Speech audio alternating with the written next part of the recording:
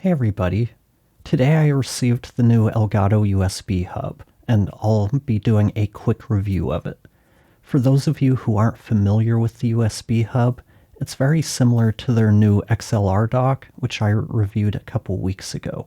You can find a link to that video in the description below, but basically these are modules that replace the original base of the Stream Deck Plus.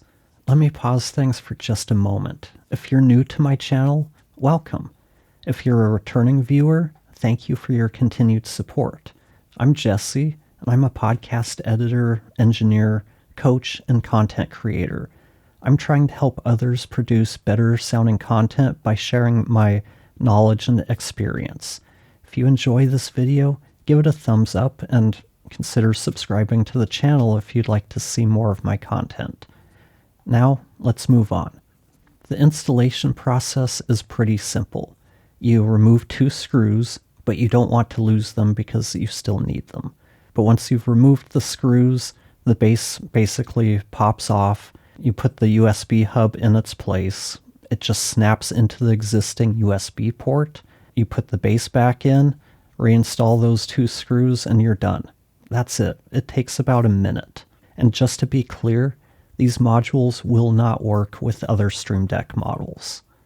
With the USB hub, you get exactly what it sounds like.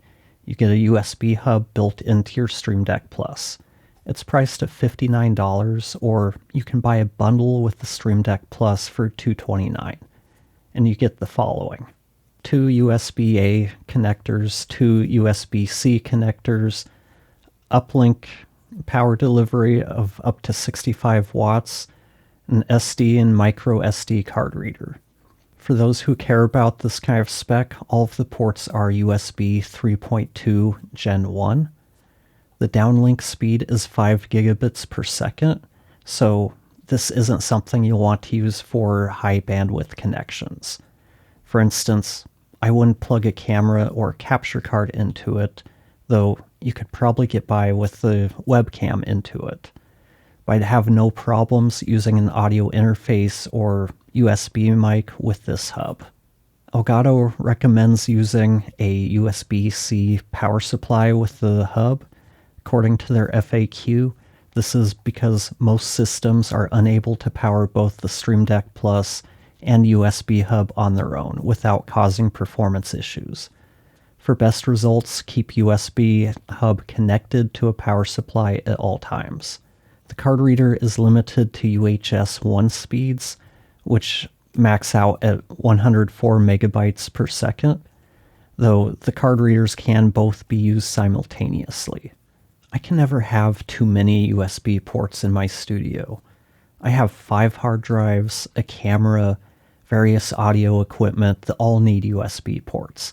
Then there's all the other accessories like the Stream Decks, an iPad, iLock, and other hubs.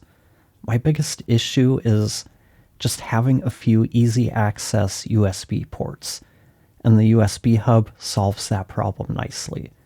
These ports are easy for short-term use, like if I'm testing an audio interface or a USB mic without having to fish cables behind my desk to my other hubs.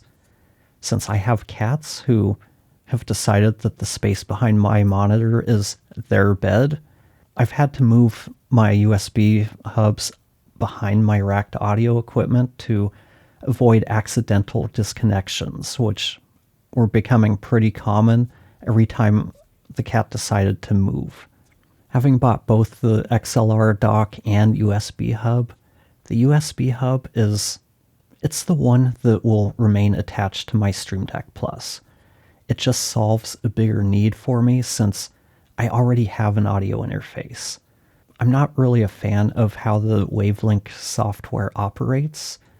It causes problems on my setup because I'm never going to not have my studio monitors connected to my Apollo audio interface. And Wavelink, it doesn't share well when playing with others. At least that's the case in the current version. Hopefully this is addressed in the future. What about you? What is the more useful add-on? The XLR dock or the USB hub? Are there any other add-ons you'd like to see Elgato release? Let me know in the comments, and as usual, thank you for watching, and I'll talk to you next time.